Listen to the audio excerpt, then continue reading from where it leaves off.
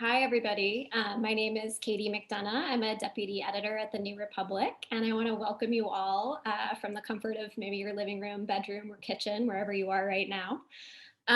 So I have been at the New Republic for about a little over a year now, and one of the first projects that I proposed when I got here was an entire series of stories on work. And I remember sitting in the editorial meeting and being like, don't we just hate work? Shouldn't we do less work? Isn't it just terrible?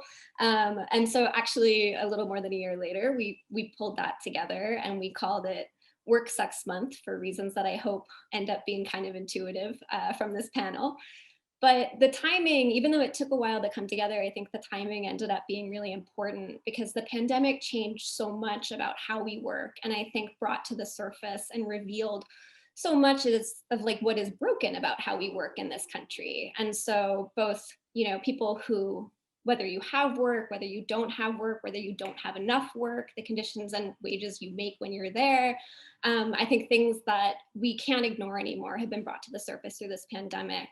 I think there's nothing more apparent than when we're talking about the frontline workers, largely frontline workers of color who are overrepresented in these newly essentialized fields, the people who are currently unemployed and were maybe kicked off of their health insurance plans in the middle of a pandemic.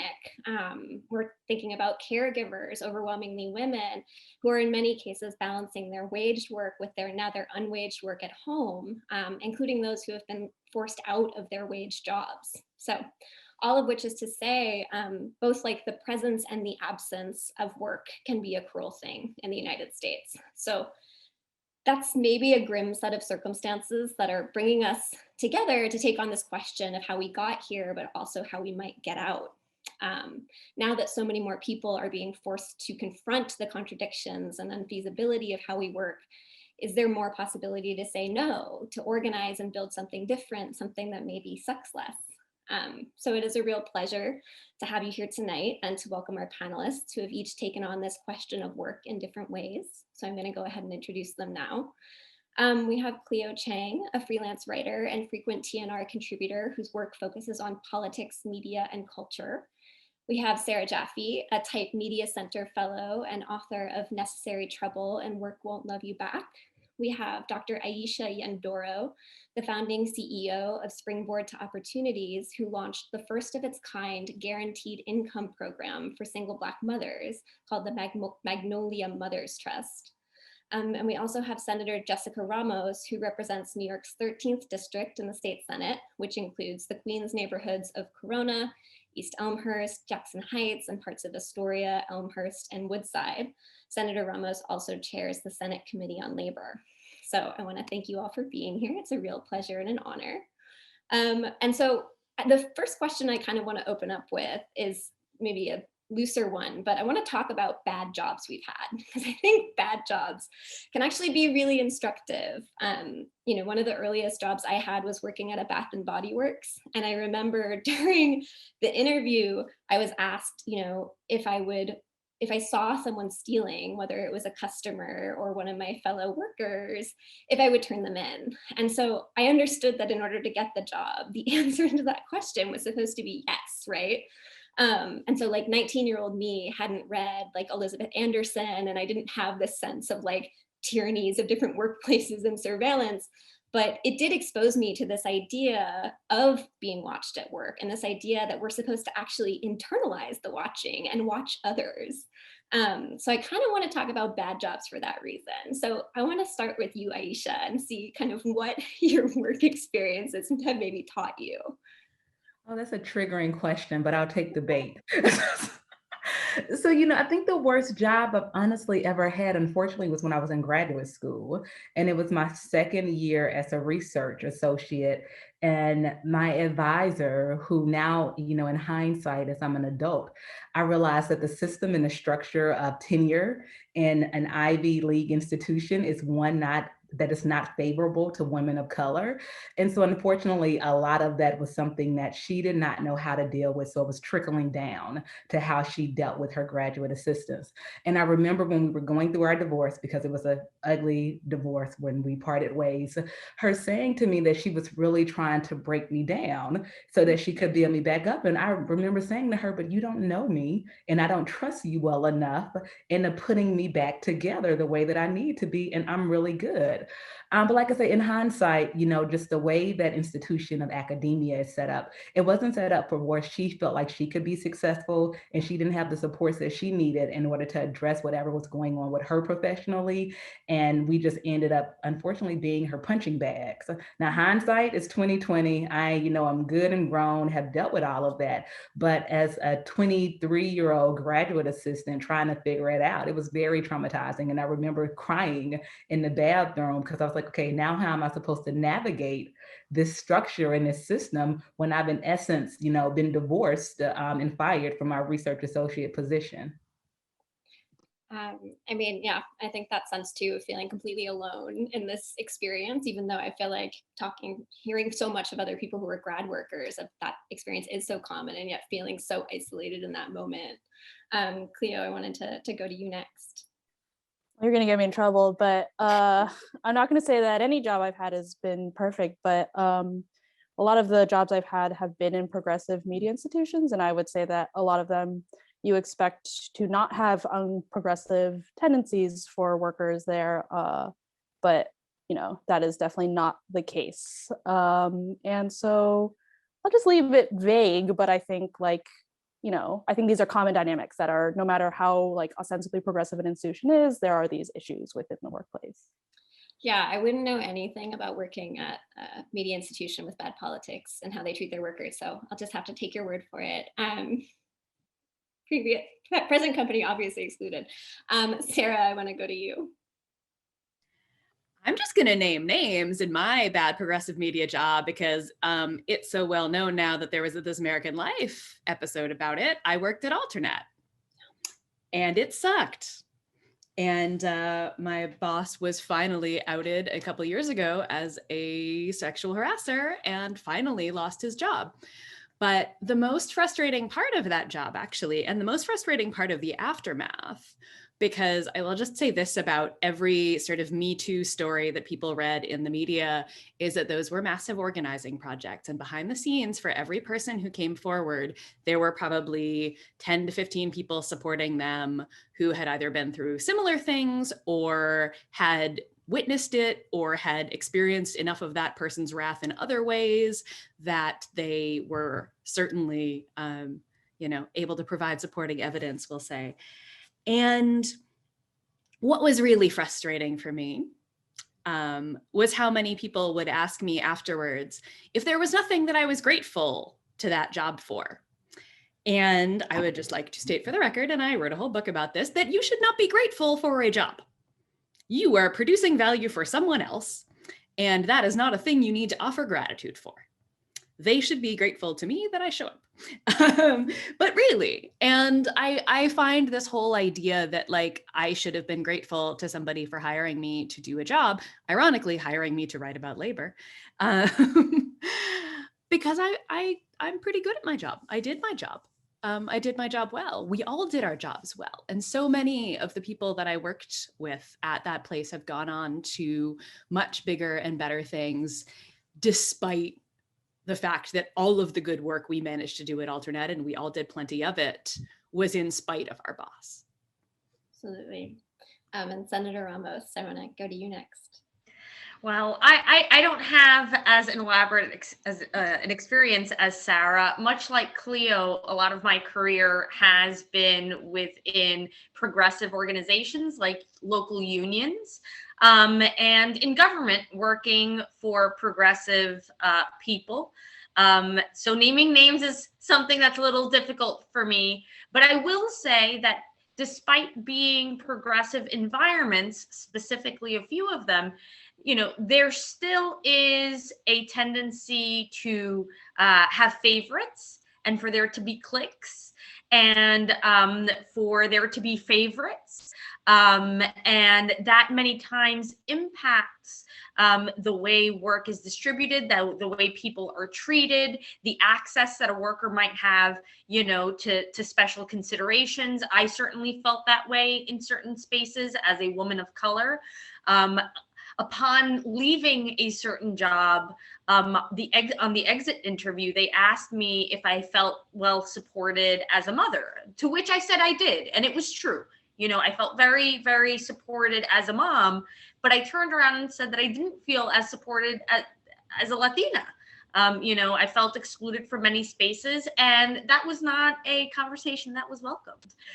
So I think, you know, anywhere we go, there are certainly challenges. Workplaces are changing, and certainly there's starting to be a very well-seen change of the guard in many places. But that doesn't guarantee that things like discrimination or wage theft don't happen. And so I caution to everyone always that there are just some universal truths about work where the political stripe doesn't matter. Absolutely. So I feel like this leads me to a question that I want to put to you, Sarah, because you wrote a book on it. But so I think that we have such a conflicted relationship to work in this country because we are told we're supposed to love our work, and that work is supposed to exist at the center of our lives in this way that's fulfilling and meaningful. But why? Where did that come from? And has that always been the case? I mean, if that were a short answer, my book would be a lot shorter. My editor would have been a lot happier with me because she kept trying to make me make it shorter. It's quite long. But the short answer that I can give to that is that it's not actually that old an idea that we should all get this fulfillment and meaning from our jobs. It actually, in a few fields, it goes back a long ways. For instance, I trace it in the book to the unpaid work that women do in the home, which is always undervalued, and the way that that idea crept into the paid workplace through the fields that were supposed to be women's work. Whether we're talking about teaching, retail work, like you were talking about earlier, the caring professions more broadly, even the nonprofit sector, these things that we are supposed to do because we care about other people have their roots in this very, very old narrative about women doing things for love and not for money. And then the other half of the story that I tell is through the lens of creative work, which a lot of us on this call now do, although I have done many other things in my career before I became a journalist. And that idea that we should get sort of fulfillment from making something wonderful because we are creative people who are sort of driven by this desire to create whether or not we get paid for it. And therefore, if we do get paid for it, we should have that aforementioned gratitude for getting to do this cool thing for money. Those two things crept into more and more of the workplace as the old industrial jobs where you weren't expected so much to love it. You were just expected to do it and to, you know, maybe have a weekend on the, you know, on the end of things where you could actually do what you enjoyed doing. And as those jobs disappear, the caring jobs and the creative jobs become a much bigger part of the economy. And so this narrative of loving our work ends up spreading all over the place. So now we get stories of Amazon fulfillment center workers having fun on Prime Day. And I think too, there's this interesting sort of cultural thing that I see around where, like, if you don't currently love your job, you know, we have the Super Bowl, you know, 5 to 9 ad, which is that if you don't love your job yet, this is where you do your side hustle. So you start working in your off time, and then you get to a point where you can eventually love your job. But ultimately, we're supposed to be on a trajectory where the work we do is supposed to define us, enrich us, kind of take the center of our lives. And so Clio, you actually wrote a story for the New Republic for Work Sucks Month about people who thought they were doing that, who thought they got the job that was supposed to be the great, you know, reward of their life, combining their personal passions with like their career. And you ended up finding something a little different once people got into those jobs. So can you talk about a little bit of what that work was and then what those workers experienced once they got there? Yeah, so we had talked about this concept of the dream job and the same thing, right? The romanticization of work and how you're supposed to love your job so much. And the idea for the piece, I think, came around because we had seen this ad for to be a lighthouse keeper off the coast of San Francisco, and it was like work as a lighthouse keeper, like innkeeper, and there's no Wi-Fi, like if there's no TV, like it was this really romantic idea, and thousands of people applied. Like it went viral, and I think people were like, "This is an amazing gig." And then I read an interview of like the people who actually got the job later, and they were like, "Yeah, I mean, we work like 80-hour weeks. Like we're cleaning, we're like cooking, we're tour guides, we're everything." Like, and it just sounded like, you know, just work, right? And so I wanted to interview other people who had what I think we conceptualize as dream jobs and see what those jobs were actually like. And so I interviewed a park ranger, a recipe tester, so someone who like tests like cookbook recipes, and then also a research diver, so someone who dives off the coast of California like a couple times a week for research. And all of these jobs, I think first, like everyone did love them, right? They really like were passionate about what they did. They really found meaning in it. They felt like they were caring for like other people in the natural world, but these jobs were super precarious, right? The cookbook tester was a freelance writer or tester. So she basically was insured on the exchange, had a huge deductible, had paid a bunch of money for that deductible. She was saying most of her job was schlepping groceries every day. And the park ranger was saying how, you know, it's a seasonal job. So only half the year he's employed, and the other half of the year he has to find other work, and he has to, you know, he's a substitute teacher. And the same was for the research diver. Like she was a substitute teacher. She actually also dove to clean aquarium tanks. Like she had to find all this other stuff to sort of piece together an income in a year. And for all of them, healthcare was an issue, right? They were insured on the exchange, or I think the park ranger, you know, you get healthcare through the government, but it's only half the year. So the other half you're on the exchange.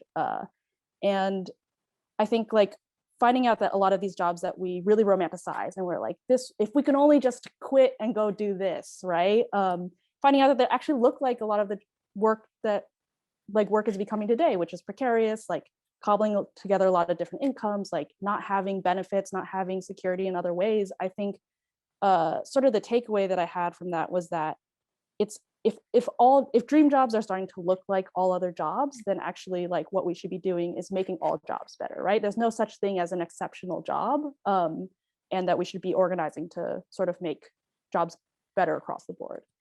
So that was that. Yeah, I think it points to the fact that when we're talking about work, we're talking about the conditions under which we do it and the wages we make, but we're also talking about the rest of the society that exists around that work. So if there isn't things like rent control in place or universal health care or other conditions that actually make work livable beyond just the wage and the conditions inside the workplace, you know, we're only having part of the conversation, which is, Sarah, brings me back to you briefly, because I think we can't have any of these conversations without talking about organizing. And I know this is work that you have done as a reporter for years and years, but the pandemic year has been pretty extraordinary for seeing worker actions and a kind of militancy growing among workers who were put into compromised and untenable situations, kind of saying, this doesn't work and this can't work, and we have power right now. So if you can talk a little bit about sort of pandemic year organizing and what some of the takeaways you've gotten from that have been. Yeah, I've spent the last couple of days talking to Amazon workers. So that's been interesting because, of course, they have been, you know, in the pandemic, Jeff Bezos has gotten, I don't know how many $1 billion richer, but a lot. And meanwhile, the workers, one of them was explaining to me yesterday that they got sort of hazard pay, but it was instead of $2 extra an hour or whatever it might have been on their regular hourly rate, it was double time for overtime. So they only got extra pay if they worked overtime. So it was still incentivizing like the wrong thing, which is working too much. And there were so many moments where we saw Amazon workers, but also other essential workers taking action, walking off the job. I talked to some workers at a Bojangles, you know, at fast food restaurant in North Carolina who had found out one of their colleagues had COVID and just walked off the job. And there was all this sort of thing that doesn't get captured necessarily in the strike statistics because the official strike numbers from last year were still way down. But I wonder, and I'm really, I can only guess at this based on history, what it's going to look like when people are actually vaccinated and when sort of whatever normal starts to look like, if there's going to be this big wave of all of this pent up anger and frustration, particularly because we've suddenly started calling people essential. And yet over and over, what I would hear from, so-called essential workers was like, what they mean by that is expendable. So that, like you said, that gap between the promise and the reality has just been made that much more obvious. And so I'm looking forward to seeing what happens in the next several months. Yeah, it's clear that, especially with the owners and these major corporations, that they consider the jobs to be essential. They consider the workers to actually be quite disposable. Like that's, I feel like, one of the continuities of what this year has shown. And so, Aisha, I wanted to turn to you now, because I think that as we're talking about this society that exists around our work lives and how our political system is structured and all of these different things, one of the things that's come up in the last couple of years is this idea of a guaranteed income as a way to make kind of right side some of this and make these conditions a little more humane. And so I'd love for you to talk specifically about your work with the Magnolia Mothers Trust, because I think it's the first of its kind experiment, but also just such an explicit bridge of racial and economic justice in the community you work in. Yeah, no, definitely. Thank you. And thank you for the question. And this entire conversation has been so interesting because the intersection of work and labor and who is essential and how we go about defining work has been a part of our inception with our work for years. And so the Magnolia Mothers Trust is the first guaranteed income project in the country that really takes a racial and gender equity lens as it relates to economic inequality. And the program provides $1,000 a month for 12 months, no strings attached, to extremely low income Black mothers. And when I say extremely low income, I'm talking about families that make less than $12,000 annually. So as individuals who are working, but they are working here in Mississippi where the federal minimum income hourly is still $7.25 an hour. So we have folks who are cobbling together various jobs in order to make it make sense. And the reality is that it doesn't make sense the way that we have asked individuals to work. If you are having to work 2-3 jobs on top of the responsibility of working at home, which until the pandemic, we really didn't consider working at home work. But as the more and more middle income individuals had to deal with that reality of being a caregiver, we started finally saying, oh, we have an issue with our caregiving in this country. But the Black women that I work with have been saying this for years, that it did not make sense for them to work in the rate in which they were having to work, as well as have to raise their kids. But we were not hearing them because we have all of these ideologies and these isms that we have put onto poverty. And the narrative is always, well, oh, those individuals don't want to work, or those individuals, Sarah, your face. We'll give ourselves these narratives that make us comfortable with the reality and the systems that we have allowed to be in place. And so when we have conversations about work, the conversation we were just having about essential workers, I'm always thinking about, we want the labor without the freedom. And Magnolia Mothers Trust is in complete contrast to that. We are saying that we are going to give you the resources that you need to actualize your dreams in life, school, and work simply because you exist. And by virtue of existing, we all are entitled to the dignity that comes with having dreams. And not only are we all entitled to that, we are all entitled to trust and to have cash without restrictions, without it being a government subsidy or without it being a voucher or without someone telling you what it is that you can and cannot do with these resources. And what it is that we are seeing, and we've been doing this work for the last 3 years, what it is that we have seen is that individuals, without a doubt, continue to participate in the labor market because of the reality that, what Clio and Sarah were saying earlier, so much of this ideal of how we have romanticized work is so much into our DNA now, that individuals still want to work. They still like that ideal of participating in the labor market outside of their homes, but it has to actually be in a way that makes sense. And when I say make sense, you have to actually be making a living wage, and that you're not giving all of those resources over to your child care provider and those pieces. And so it's been interesting. Last piece I'll say, and I also think we need to broaden our definition of work. This idea that work has to be something that you are receiving resources for, specifically tied into consumer sovereignty and capitalism, that's not the reality of what so many individuals, what work looks like. For individuals who we are seeing now are the caregivers, for individuals that we are seeing now are, the at-home teachers and all of those things. That is work. I have been taking care of my 2 children and working for the last 12 months in this house. I have worked harder than I have ever worked before in my entire life. And I am well aware of the seat of privilege that I sit in as it relates to that work and what it relates to what hard looks like for me. But let's really get to where we are having conversations beyond this pandemic about how we go about supporting the economy and all of the individuals who tie into what it means to live and work.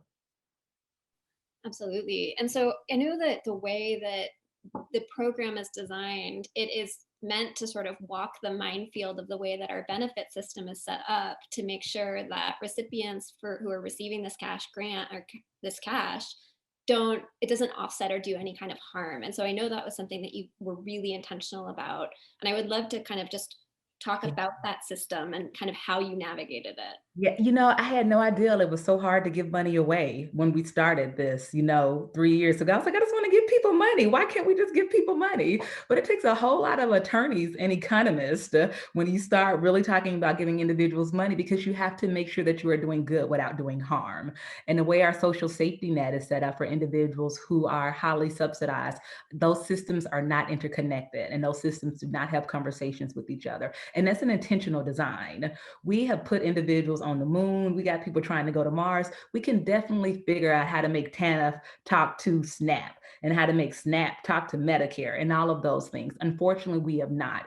And so you end up having this web that's not interconnected, but at the same time, the income is interconnected to this web. And so we landed on $1,000 a month because of that factor that, okay, we knew it would be considered income because unfortunately, once again, our social safety net is punitive. So whenever you inset any type of cash, benefits are automatically decreased or increased. So we knew that we needed to be able to offset whatever that reduction of benefits would be. We also knew, though, that by working with economists, because of the reality of the families that we work with are so extremely low income, that no one would lose benefits completely. So we knew that we weren't going to have anyone to be kicked out of affordable housing because their income rised above the eligibility requirement. But it was a very fine line that we had to walk. And we spent about 3 or 4 months really just trying to figure out what that sweet spot was. And that landed on our hypothesis of $1,000 a month, which is more than most of the other guaranteed income projects provide currently. And what we have seen is that even though individuals do have a reduction in benefits with $1,000, they still have the net gain of at least $600 to $700 every month that is cash, that they can do whatever they want to with. They can go have self-care. They can get wine. They can pay for tutors for their kids. Whatever it is that they need for themselves and their families to be successful, they now have the resources to do that. Absolutely. And so, Senator Ramos, I wanted to kind of expand out this policy question because I think the system Aisha is describing, it feels like a set of trapdoors that people are going to fall through, basically, if they don't know how to navigate it exactly right. And so I wanted to ask you about, because so much of your work in the state Senate is about, we're talking about wages, labor conditions, and all of those other pieces. So I want to hear about some of your work on that, but also kind of this idea that I kind of think of as legislating for greater leisure, like what Aisha is describing of having enough money to actually calm down for a minute and not feel like you're jumping from shift to shift or not going straight from work to having to go into hardcore childcare, like night shift stuff. So if you can start with some of your work around work and labor, but then also like, how do you craft policy for greater leisure? What does that look like? So thank you so much for the question. I'm really excited to talk about this because it's true. I mean, in general, I think the entire point of electoral politics is to figure out how we can make each other happier. And ultimately, with work, we are told that this is something that we must do in order to exist, in order to purchase the things that we need in order to exist, in order to survive, in order to thrive. But that's not necessarily true. I mean, I read the other day that you now have to work 79 hours on the minimum wage in order to afford an apartment in 90% of this country. That's a real problem. I mean, what we're living is an economy of scarcity. We have more vacant apartments than we do homeless people right here in New York City. That's a very big issue. And so, why do we even work? Really is, I think, an important question. Why do we work? Why is it that we have to do these things in order to purchase food, housing, clothing, healthcare, access higher education? What I would argue are the 5 things, necessities of every human being in the modern age. Why is it that we have to work so hard to obtain something that is being produced anyway? The rate of production is higher and better than ever before. There is no reason why we should be grinding our minds and our bodies to a halt. We're glamorizing burnout. Somehow, we end up, and I'm guilty of this too, when I'm talking to my friends, oh my God, I haven't slept in 3 weeks. Oh my God, I worked 100 hours this week, as if somehow it's a cool thing. And it really shouldn't be. There's a lot of change that needs to happen when it comes to our culture. And that is especially true when it comes to leisure and finding time off. It used to be in the labor movement, 100 years ago, they would say 8 hours of work, 8 hours of sleep, 8 hours to do what you will. We're far away from that now. But really, Sundays were off so that Christians could go to church. Eventually, Saturdays became a day off so that people in the Jewish community could attend temple. And I'm actually increasingly excited for our growing Muslim community and hopefully coming to a place where we have Friday off. I'll take whatever excuse is necessary. But I start to think more and more about a 4-day work week and ensuring that people have time for the things that are really important. We create these expectations for workers. And I say this as the daughter of formerly undocumented immigrants from Colombia, where my parents had to work 2-3 jobs in order to keep a roof over our heads, but didn't necessarily have time to spend with me, taking me to a gymnastics class or any other enrichment that I might have wanted or needed, like many families do. And we want parents to spend more time with their children. That's a fundamental part of the growth of every child. Did I just freeze? We can hear you, but okay, you can hear me. Well, I guess as long as you can hear me, eventually the optics will catch up. Oh, you're back. But it's true. I mean, the pandemic has changed the workplace, I think, forever. Whether you're at a manufacturing plant, and we know, for example, poultry plants in the United States are some of the most dangerous workplaces that exist. I have an Amazon warehouse right here in Woodside in my district. It's in fact the first warehouse where we found out that a worker contracted the virus. Amazon never informed any of the other workers in that area that person got sick, whether the area was disinfected, whether any steps were being taken to keep people safe. There was none of that. And on top of that, there are all of these anti-organizing, tactics being used, like captive audience meetings. I've introduced a bill to ban captive audience meetings in New York so that workers, aren't subjected to anti-union propaganda, when really, if anything, they should be given time to bond within and of themselves and figure out how it is that they can make their working conditions better. I've introduced legislation this year also to peg the minimum wage to inflation. I feel like it's a talking point that we as progressives use all the time, jokingly at the bar sometimes, but you know what? We can't just talk about it, we got to be about it. And I really think that doing that change would not only help, of course, the workers in jobs where they make a minimum wage, but also it removes that from the bargaining table for unions to be able to focus on a lot of the better benefits. Over the course of the pandemic, I created paid emergency sick leave here in New York. I've also created a partial unemployment insurance system here. Today, I passed the bill to expand our shared work program here in New York. But there are still just so many New Yorkers who haven't seen a dime of economic relief because they're excluded workers. They're street vendors, they're sex workers, they are, working in the cash economy one way or another. Some are undocumented, others were formerly incarcerated and just didn't have the employment history to qualify.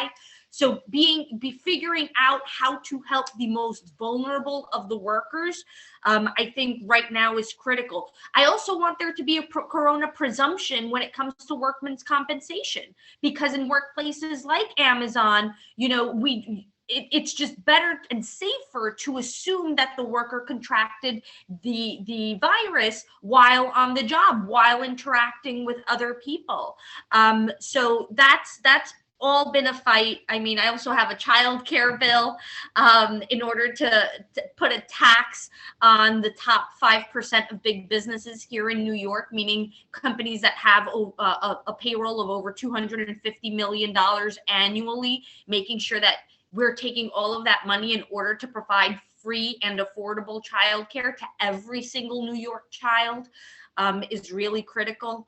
It's going to be very interesting to see just how everything changes, more people working from home, but conditions in general not being better. I think a lot of employers are still expecting people to work more. And really what we need to do is work less and work safer, and be able to spend more time with our families and more time with ourselves.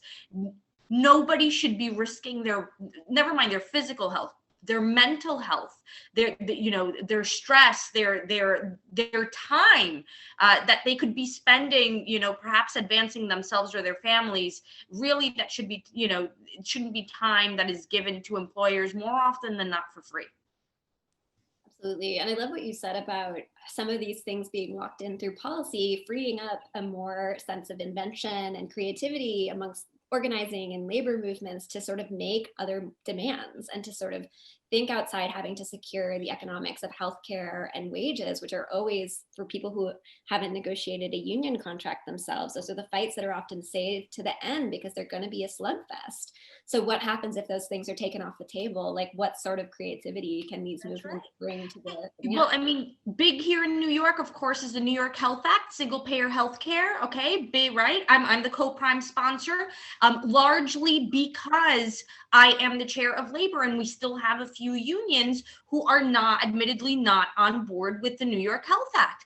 And, we keep telling them that the I promise not to get too wonky, but that the Taft-Hartley here is not an issue. They'll still be able to manage the healthcare of their members.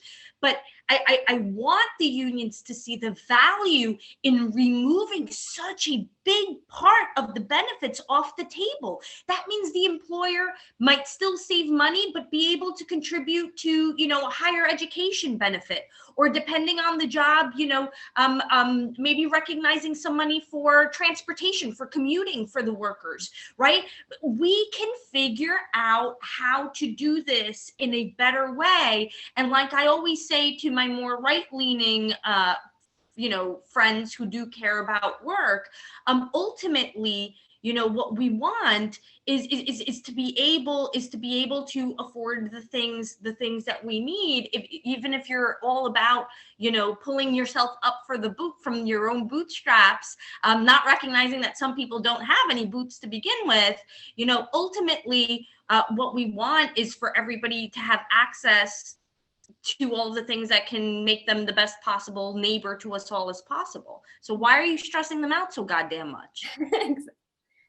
Exactly. So yeah, I mean, like, I think this question of opportunity and like kind of trying to seize what's in front of us makes me return to this question of what the pandemic, as catastrophic as it's been and as difficult it has been to learn these lessons. So, in real time, like, what sorts of opportunities does this moment present us to create new demands, think about new arrangements? And Sarah, I want to maybe start with you there, but I think this is a question for all of you, because I think in the work that you do, you see these sort of like, you're presented with a really shit situation and you think, okay, well, what kinds of opportunities, what things can I pull out and demand here?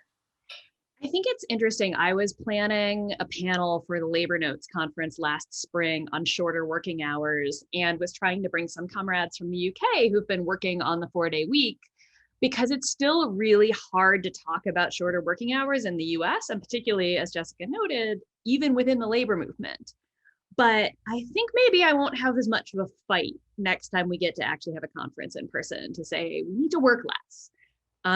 Because there are so many reasons we need to work less. One is just we're all freaking exhausted, and working from home has actually only led to people working more. And that's not even including childcare if you have children, the burden of which is still incredibly unequal, and women are still doing most of it. But also around the question of childcare, one of the things that researchers like Janet Gornick here at CUNY have found is that the best way to actually make the childcare burden more equal is to require shorter working hours for everyone, not make them optional. Because if you make them optional, then the higher earning spouse doesn't take them and the lower earning spouse takes them. And guess who tends to be lower earning, right? We know that answer.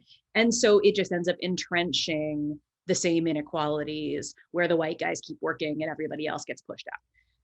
So we need shorter working hours, and they need to be a requirement. And this is a thing that's really important. And I think we need to talk about it so much more. I kind of want to turn to the childcare question, because it's one of we've gotten this little Q&A device on Zoom.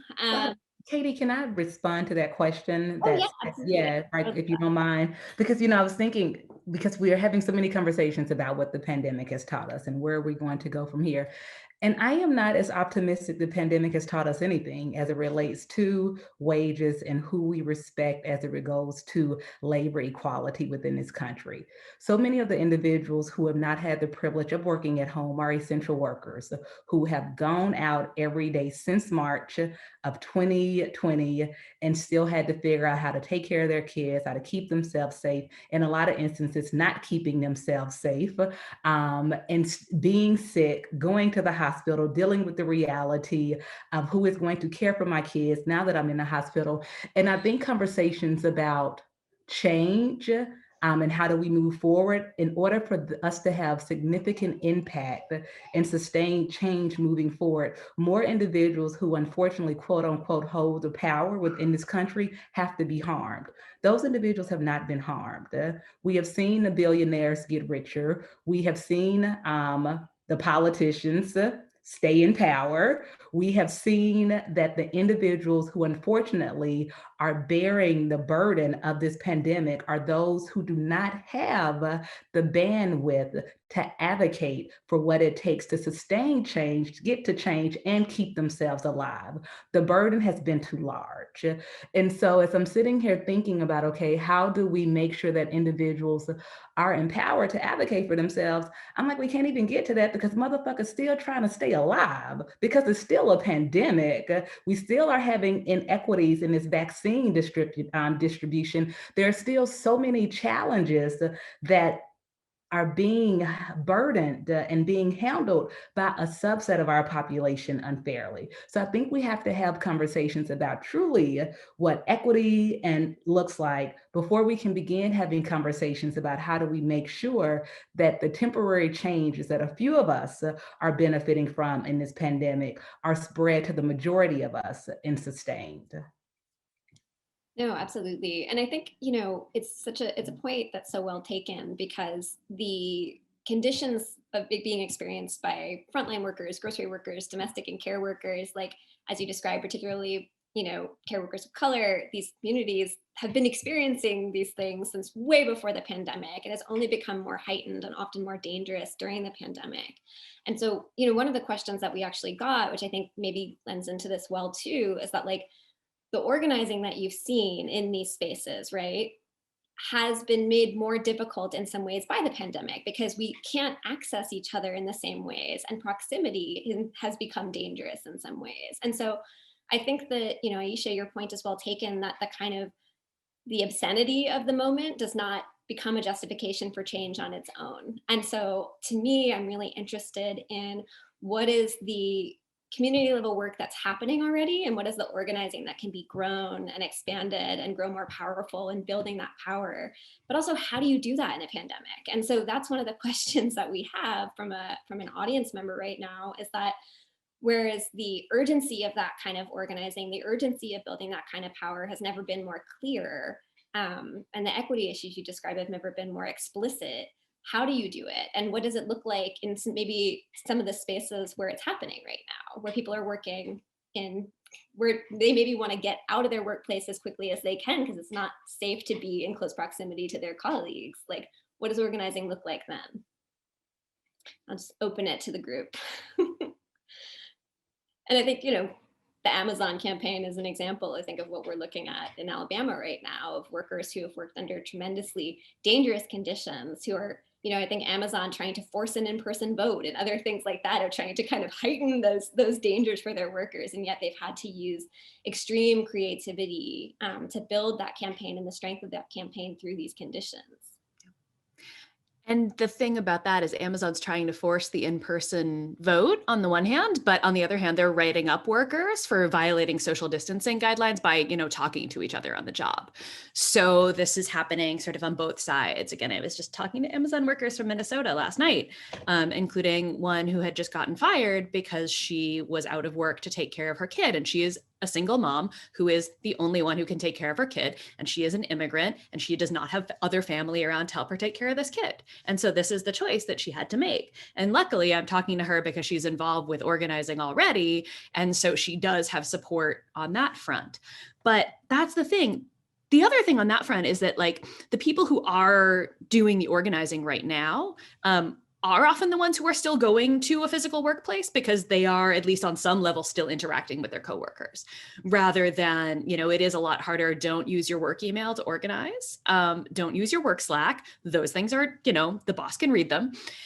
But the other thing that's been interesting is I was talking to folks, I'm working on a story on worker centers. I was talking to the folks at the Miami Worker Center, which focuses a lot on care workers. It focuses a lot on immigrant women of color. In Miami, a lot of Haitian immigrants, a lot of people who are doing this care work.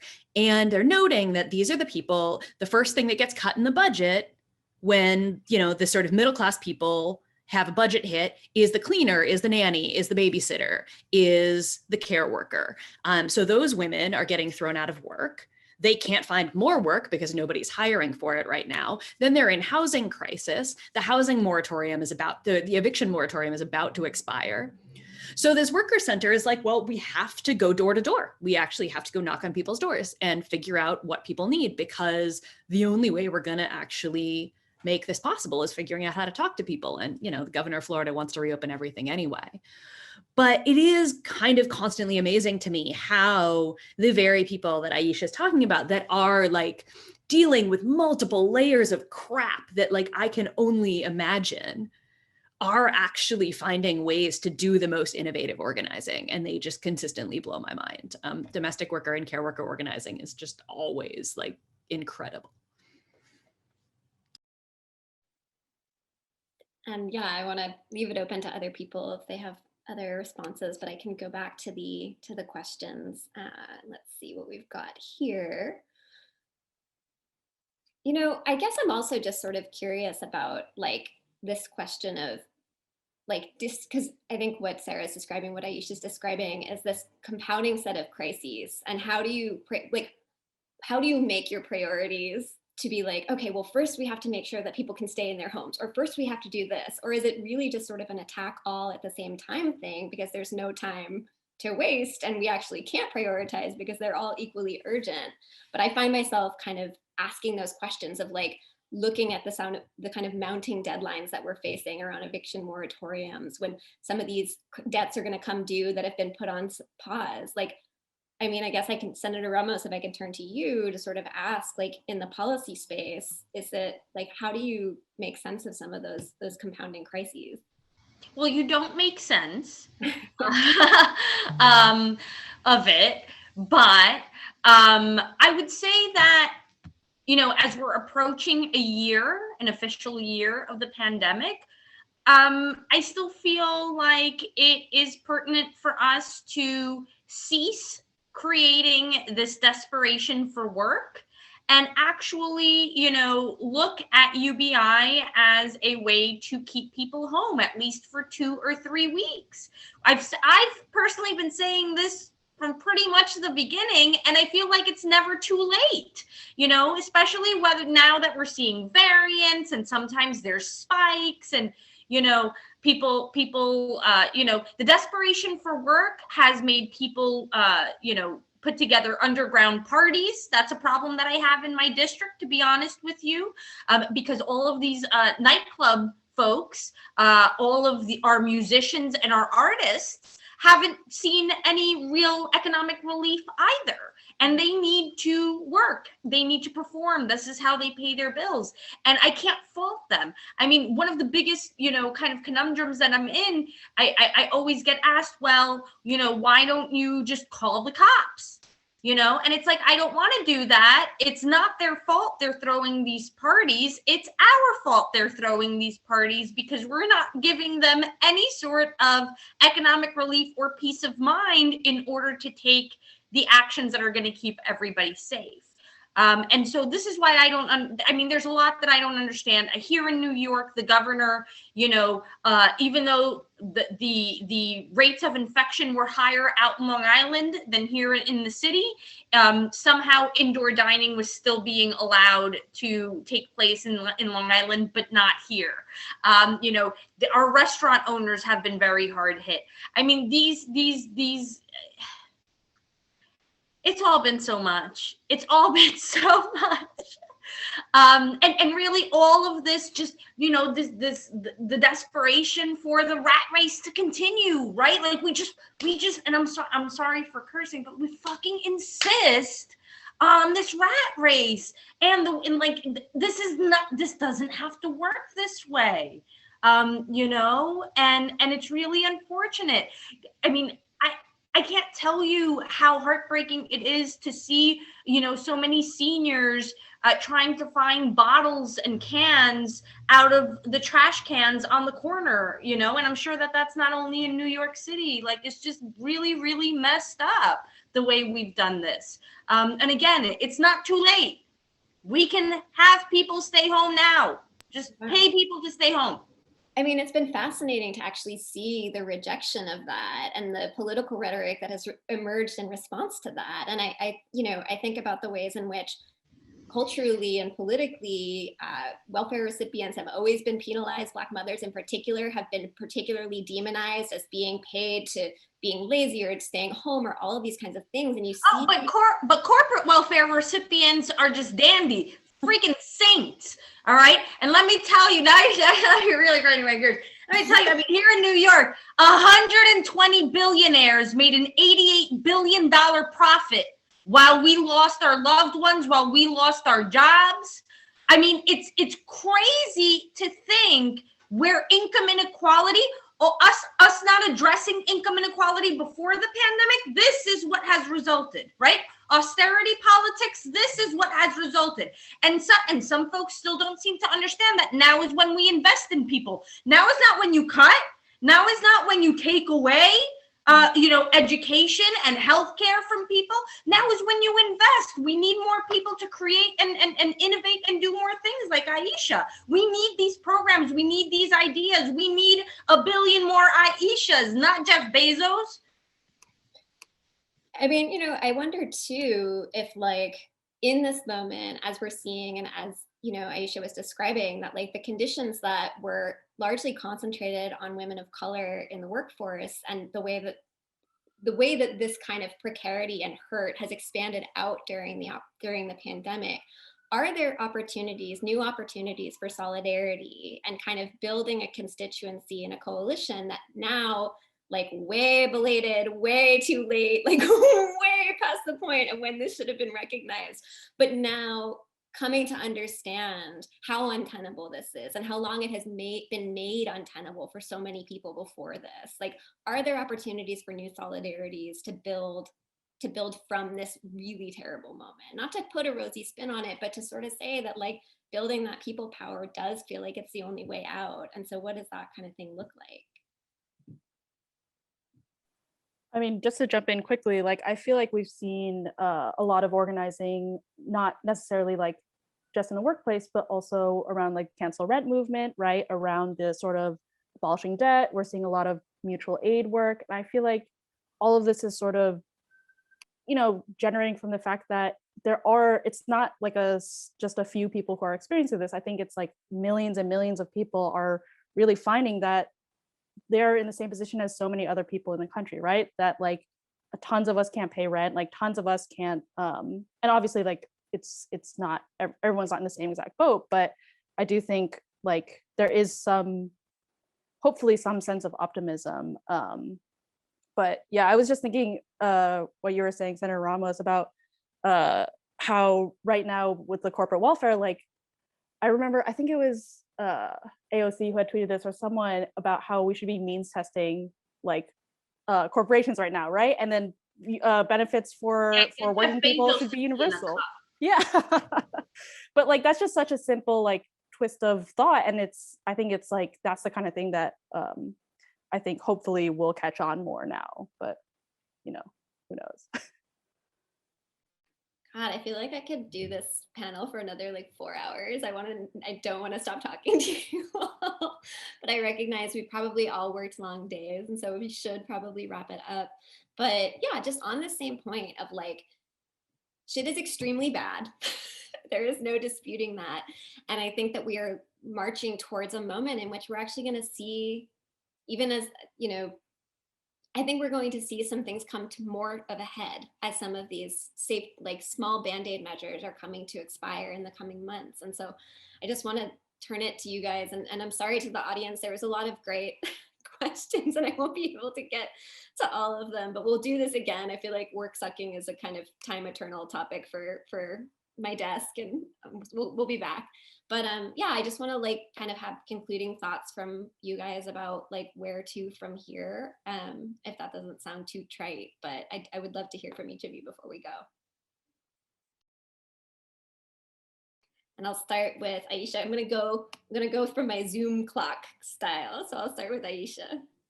Yeah, I started singing a song in my head. I don't remember who it was, but it's some R&B ballad of the 90s. Where do we go from here, my love? Okay, never mind. I don't know. It just came into my head. You know, I hope where we go from here is really some federal policies as it relates to guaranteed income or child tax credits, or some real significant gains in really addressing poverty in this country and the conditions in which we have gotten to the place where we're comfortable with individuals living, and that we don't have to have it means tested, that we don't have to have it tied to work requirements or any other requirements, but that we just give individuals the resources that they need to live. So that's where I am hopeful that we'll get to. And Clio, you're next in my screen. Oh, I don't even have a good answer. I was gonna say, I mean, I think we're seeing so many people being exposed like outside of the traditional work sphere who don't have like traditional employment, who don't have those benefits. And I'm hoping that like we've seen so much creative organizing in that space already, but like I'm hoping that this only fuels it and that we're seeing more like non-traditional organizing work that works in tandem with traditional organizing work. Awesome. Senator Ramos. I mean, I think there's something to be said about the classification of workers. I think a huge kind of sub conversation here for another time is really how the pandemic has changed work and who really is truly an independent contractor and or a freelancer, and who is actually an employee of a big company. I personally don't feel that we can continue to allow places like Uber and Lyft and Instacart and DoorDash, get away with making a ton of profit off the backs of some of the most abused workers there are in the current economy. That's and I agree with everything that was said before me about federal policy and the likes. It's true, but there are some things that are going to be left to do state by state. We've seen in California how AB5 and subsequently Prop 22 worked out. And let me tell you, over my dead body over here in New York, that they're going to be met with something very, very different, because we want, first and foremost, for workers to be unionized. That is the number one goal, unequivocally, unwaveringly. And we're going to see how that fight rolls out here in New York over the coming year, but that's going to be the big one. Yeah, the Prop 22 band is back together and taking the show on the road. So we'll see as they come to other states. Sarah, I want to turn to you. The Prop 22 thing is going to make my head explode because we're about to see some dumb deals being made, and I'm real mad. Oh yeah, let's switch. You can be the labor chair and have to decide. I love you. I don't want your job. I want all of y'all to be in charge though, because this has been such a great, fun panel, and now I have to bring us all home. And the thing that I want to stress is, once again, that we've seen who does the most essential, necessary work in society that keeps us all alive, and they are not surprisingly also the people that we pay the least and respect the least. And I mean, every time I hear a politician talk about parenting is hard work, we need to expand the child tax credit, I want them all to write a letter of apology to all the women of the welfare rights movement that they demonized for years. I am going to die mad about welfare reform, but I think we have an opportunity to say that those women were right when they fought for a guaranteed income back in the 1970s. They were right to say that what they were doing was already work and they didn't need to be forced into crappy low-wage jobs. And we need to take a good, long, hard look at the work that has actually kept us alive in this thing and figure out why the hell we value that so little and value dumb shit like selling GameStop stocks so much. Oh, Sarah is speaking my love language. See, the great tragedy of this is that we can't all go get a drink right now, because I know so much. So okay, thank you to our panelists, thank you to our audience. I want to say that work sucks, but I'm very grateful for the New Republic for giving us sort of a platform like this and letting one of their editors say on their first week of work that they wanted to do something about ending work as we know it. It was a nice opportunity. But so yeah, thank you all again, and I really mean it. We'll be back. I feel like this is part of an ongoing series because this is a big question, and I want more of your insight. So thank you so much.